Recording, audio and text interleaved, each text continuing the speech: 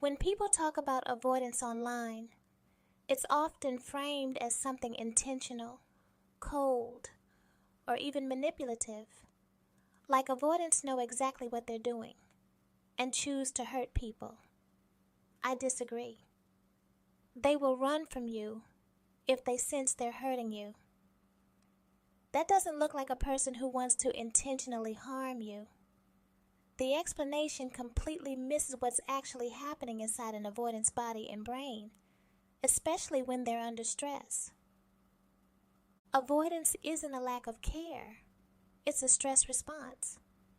And when they are under stress with their back against the wall, to get relief from emotional flooding, they will do anything to get some air. That's why the breakups tend to be out of the blue even after spending a great time with you or a wonderful vacation. At its core, avoidant behavior isn't about being cold or uncaring. It comes from chronic stress and emotional overload. What most people don't realize is that while everyone has stress, an avoidant stress feels 10 times heavier because their nervous system is constantly on high alert, carrying huge amounts of pressure from past pain that they never processed or released. Even what seems like a small emotional situation can feel overwhelming to them. Most avoidants didn't grow up learning how to feel emotions safely, express them clearly, or process them right away.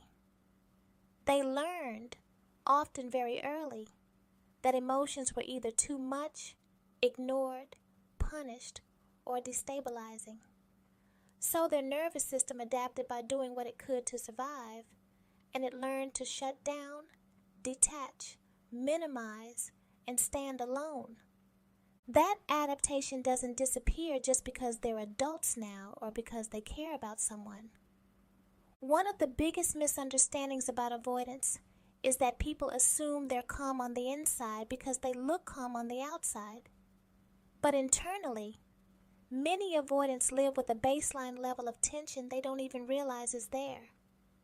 Their system is often holding stress, pressure, and unprocessed emotion all at once, quietly. They're not relaxed, they're restrained. Avoidants often hold everything in: thoughts, feelings, memories, stress, resentment, doubt, fear. They don't release emotion easily. They don't vent naturally or open up. They don't process right away. Instead, they store things internally and just keep going. From the outside, it looks like strength or independence. On the inside, it's emotional congestion. Some avoidants think it's just how they are, when in reality they're just surviving. And that congestion builds.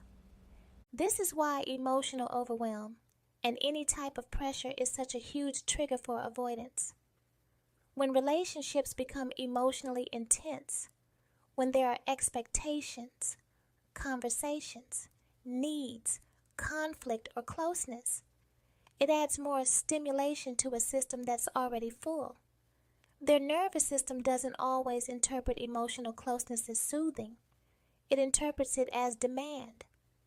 Pressure doesn't have to be loud to feel heavy to an avoidant.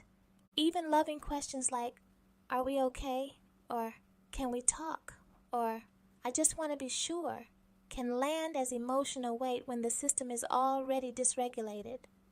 Not because the request is wrong, but because the avoidant doesn't have the internal capacity in that moment to respond without flooding. So what does the avoidant do? They pull back. They go quiet. They delay.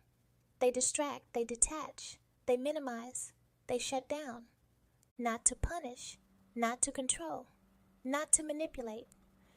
They do it to reduce any more internal stress on top of the stress that's already there.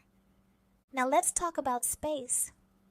Avoidants need space because space lowers stimulation.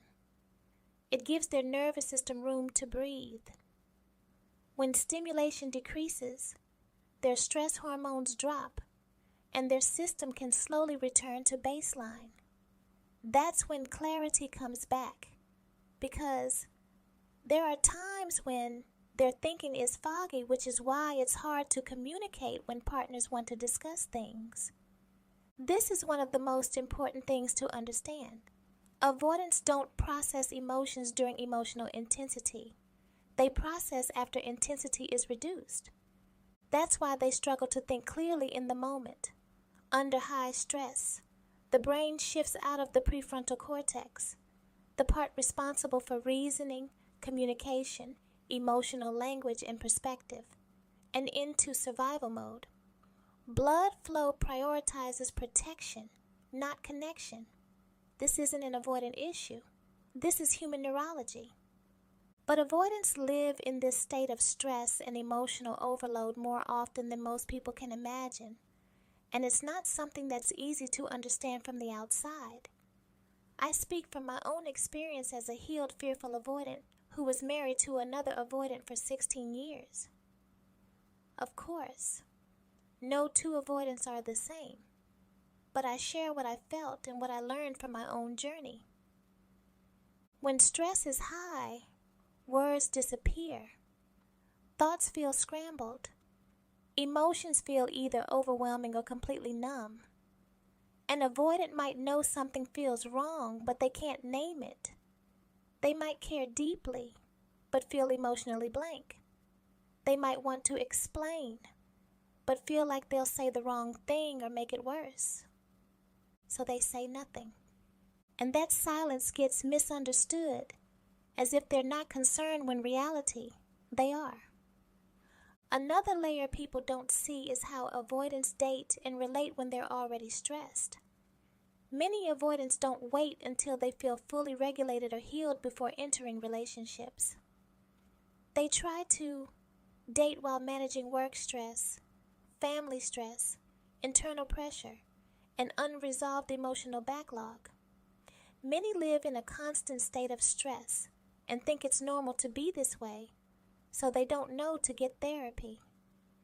So when they're with someone, especially someone anxious, the relationship becomes another emotional input, another thing their system has to hold. Avoidants often attract anxious attachers, and many don't realize the effect they have. When an avoidant touches an anxious person and then pulls away, it shocks the anxious partner's nervous system. The avoidant may do this repeatedly without understanding the impact it has. An anxious partner often copes by seeking closeness, reassurance, conversation, and emotional engagement. That makes sense for their nervous system. But for an avoidant who's already overloaded, that closeness can unintentionally add pressure. Not because the anxious person is doing something wrong, and not because the avoidant doesn't care. It's a nervous system mismatch. When an avoidant is dysregulated, they often only have capacity for certain people or certain interactions. You might notice they're fine with friends, co-workers, or strangers, but withdrawn with their partner. That's not because the partner matters less. It's because intimacy requires more emotional presence, and emotional presence costs energy they don't have at that moment. It's like the partner pulls more emotional energy from them, especially if they care deeply. This is why they can tell their partner they love them, then break up the next day. The love for you is too deep, so deep it hurts the chest. In my experience, it hurts my chest when I love too hard. As a healed, fearful avoidant, my blood pressure used to rise when I was around certain people I care about. When avoidants feel unwell emotionally, stressed, flooded, burned out, they often isolate, they conserve, they limit contact, they reduce engagement and don't alert anyone. So if you feel your avoidant partner is quiet and not answering your text messages, this could be the reason. This is their system's way of preventing more stress and overload. But because they don't always communicate this clearly, partners interpret it as rejection. And here's where things spiral. The avoidant feels pressure. The anxious partner feels distance. The anxious partner seeks reassurance. The avoidant feels more overwhelmed. The avoidant pulls back further. The anxious partner feels unsafe. Neither person is wrong, but both are dysregulated. Another major misunderstanding is about processing. When avoidants say they need space to process, people often think that means they're thinking about what excuse to give or whether they want to stay. That's not what processing means for an avoidant. Processing means letting their nervous system settle enough so emotions can surface. Avoidants don't have immediate access to emotional meaning. Feelings come later once the system feels safe for that. That's why they can't always respond quickly or clearly. It's not avoidance, it's delay. And when they don't get that space, emotions stay trapped.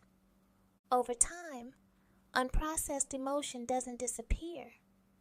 It shows up as irritability, moodiness, fatigue, numbness, detachment, confusion, or sudden withdrawal. The avoidant may not even realize they're dysregulated. They just know they feel off. People often say avoidants are moody, mean, or unpredictable. What they're really seeing is a nervous system under strain. Eventually, if the pressure doesn't release, the avoidant reaches a breaking point. That's when breakups happen. Not because love disappeared, but because the system believes it can't sustain the emotional load.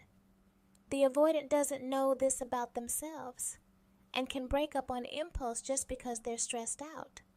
Then when their system calms down the stress levels, they try to come back. This is why you'll see some TikTokers say they always come back. But here's the thing. Avoidance won't come back if there's chaos, drama, or extra pressure. That usually happens when an anxious partner reacts in anger, says hurtful things, or can't stay calm during the breakup. Avoidants remember how intense it felt, and their nervous system decides it's safer to stay away. So, to be honest, as an anxious partner, you may have played a part in them pulling away. And it's usually not because they don't care. It's because they were already overwhelmed, and you didn't fully understand how they process stress or need space, or maybe you didn't listen if they tried to tell you. Many avoidants end relationships when they feel they're not good enough, when they believe they're going to hurt you, when they recognize patterns they don't know how to fix. Leaving feels like protecting both people. From the outside, it looks sudden. On the inside, it's been building for a long time. And this is where a lot of online content gets it wrong. I'm not saying everyone else is wrong, but you'll notice my content is a little different because I speak from my own experience as a healed, fearful avoidant, combined with what I've learned about neurological patterns and attachment. Avoidants are portrayed as villains who withhold, breadcrumb, or disappear intentionally. But most avoidants aren't trying to avoid love. They're trying to avoid emotional collapse. You don't understand avoidance unless you've lived inside it and studied the nervous system. I say this as someone who is a healed, fearful avoidant, who was married to another avoidant for 16 years. I didn't understand my patterns until I slowed down, learned the neurology, and became aware of what my body was doing long before my mind caught up. Avoidance isn't character, it's conditioning. And healing doesn't mean becoming hyper-emotional or instantly available. It means learning how to regulate, communicate earlier, tolerate discomfort, and process emotions in smaller doses instead of all at once. Now, this content doesn't excuse harm, but it explains behavior. If you're listening to this as someone who loved an avoidant, it's important to know this. Their struggle doesn't invalidate your pain. Two things can be true at once. Avoidants can be overwhelmed, and their partners can be hurt. Understanding the why doesn't mean tolerating neglect. It means seeing the full picture. And if you're an avoidant listening to this, the goal isn't to shame yourself. It's to understand your system so you can work with it instead of against it. Because avoidance doesn't mean you're broken. It means your nervous system learned to survive in a world that didn't feel emotionally safe. And once you understand that, you can heal.